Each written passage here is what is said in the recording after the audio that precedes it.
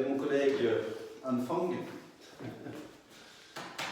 Donc démonstration ici de l'examen objectif de la tibiofibulaire supérieure, donc en thérapie manuelle orthopédique. D'abord bien identifier d'un point de vue palpatoire la tuberosité au niveau de la fibula. Donc ici, en fonction des masses musculaires, c'est pas toujours évident. Si on veut, on peut partir de la tuberosité antérieure du tibia et venir latéralement essayer d'identifier le tubercule de Gerdy. Et puis alors, se trouvera à proximité la tête ici de la fibula.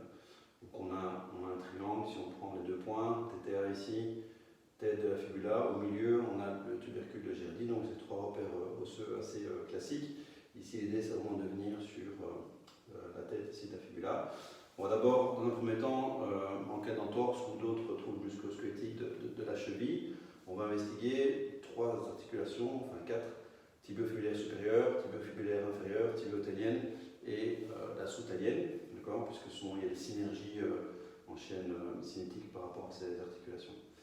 Donc la première chose qu'on peut faire, c'est aller palper déjà la tête pour voir un petit peu si on a une sensibilité, surtout en cas de traumatisme, de venir éventuellement percuter la tête aussi pour de nouveau voir si on a une sensibilité. Tous les tests se font évidemment de manière bilatérale pour avoir un élément de comparaison. Et aller palper les tissus mous autour, donc le ligament ici dans la partie supérieure, tout ce qui est myofascial, latéralement, en dessous, et antérieur et postérieur, voir un peu si on a des sensibilités. Ensuite, on essaie de prendre vraiment la tête de la fibula en prise pince pouce index. Donc mon pouce ici devant vraiment être en contact à travers la peau quasiment directement avec la tête de la fibula. L'autre main vient vraiment derrière saisir toute la masse musculaire. Donc je suis obligé de saisir la masse musculaire, stabiliser ici avec l'autre main au niveau le fémur avec l'autre main, au niveau du condyle interne. Et l'axe de mobilisation va être de l'extérieur vers le dedans, parce que le plan de glissement se trouve comme ceci.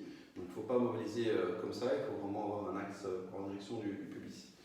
Et donc une fois que j'ai la bonne prise, que j'ai le bon axe, que mon avant-bras dans l'axe du plan de traitement pour au début m'aider, je viens simplement mobiliser de manière antéro-postérieure, donc de l'avant vers l'arrière et de l'arrière vers l'avant. J'essaie de voir un petit peu la mobilité. Si je veux, je peux descendre un petit peu la main ici pour fixer aussi le plateau tibial interne. De cette manière, je fixe le plateau tibial et je fixe le condyle fémoral et je viens vraiment mobiliser. Je vais sentir un jeu articulaire. Je vois si la qualité, entre guillemets, de fin de piste est bien souple. Normalement, elle doit être souple. Si elle est ferme ou dure, c'est probablement qu'il y a une dysfonction à ce niveau-là. Évidemment, je compare avec l'autre côté. Donc là, c'est glissement antéro-postérieur. Il y a souvent, entre guillemets, il y a plus souvent des fautes de position vers l'arrière, notamment en cas d'entorse. Donc ça veut dire qu'on a plus de mal à mobiliser en général vers l'avant. C'est ce qu'on trouve le plus souvent, mais pas uniquement. Ensuite, ce que je peux essayer de faire aussi, c'est voir le glissement crânio-caudal, donc du bas vers le haut comme ceci. Donc bien de nouveau identifier donc, la tête de la fibula, venir sur la partie supérieure de la tête de la fibula, à ce niveau-là. Et soit je demande au patient, il peut le faire activement s'il veut aussi, de faire simplement de lever le pied comme ceci, puis de le poser. Voilà. Et j'essaie de voir un petit peu si j'ai l'impression que je ressens une élévation, donc un glissement crânien de la tête de la fibula. Si j'ai du mal à sentir activement parce qu'il y a une activation musculaire, ainsi de suite, je peux essayer de faire plutôt passivement, pour voir si ça change un petit peu ma perception palpatoire. Je peux faire l'un ou l'autre. Pour ce qui est plutôt de la descente, donc du glissement caudal, je vais le mettre ici, vous voyez mieux. Je peux de nouveau faire la même chose, demander une inversion du patient au niveau du pied, comme mouvement d'entorse. Voilà. Et je parle de nouveau vraiment la tête de la fibula, tu peux revenir. Voilà. Et je peux demander de faire donc de l'inversion et puis de l'éversion. Voilà. Une montée et une descente, de manière active ou passive. Ou bien alors purement passivement, éversion. D'accord. Et j'essaie de voir si ça monte bien.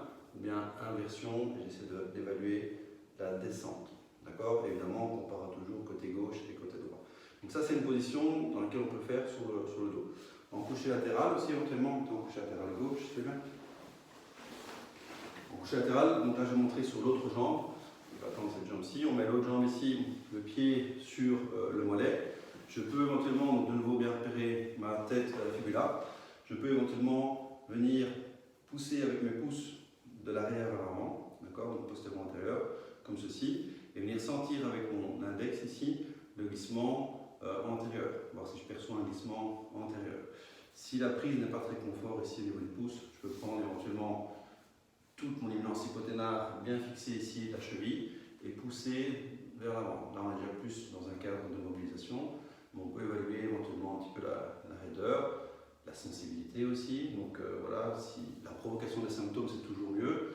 Mais si on n'a pas de provocation de symptômes, on est obligé de passer par l'évaluation de la raideur qui est beaucoup plus évidemment subjective. Et je peux aussi, de nouveau, en palpant ici la partie supérieure, voir au niveau éversion, donc l'élévation que je vais avoir de la tête de la fibula, au niveau flexion plantaire, éventuellement analyser la descente, soit de nouveau passivement ou alors activement, voilà, en flexion dorsale et flexion plantaire. Une autre manière encore de le faire, ça dépend toujours de la morphologie du patient, sur le ventre. On peut aussi éventuellement voir sur le ventre si on arrive à évaluer certains mouvements accessoires. Donc de nouveau, là par contre, il faut bien identifier la tête de la fibula, ce qui n'est pas toujours évident dans cette position-ci, en fonction des morphologies de nouveau. Et une fois que j'ai bien identifié la tête de la fibula, ici je suis sur la partie supérieure et antérieure de la fibula, je viens pousser ici, d'accord, de l'arrière vers l'avant, donc postérieur antérieur, et j'essaie de sentir, donc à travers le mollet, j'essaie de sentir avec mon index de la main gauche le glissement antérieur de la tête de la fibula, et je dois sentir ici un jeu articulaire, d'accord. Ici je sens, quand je pousse ici sur le mollet à travers les tissus mous, je sens un mouvement antérieur ici de la partie supérieure de la tête de la fibula. Si je n'ai pas de mouvement, c'est peut-être qu'il y a une dysfonction. Donc de nouveau ici, il faut un petit peu interpréter en fonction de l'examen subjectif, de l'examen objectif, de la production des symptômes et des tests aussi de mobilité.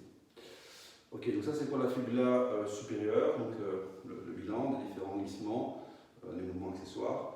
Et donc on va faire la même chose aussi évidemment au niveau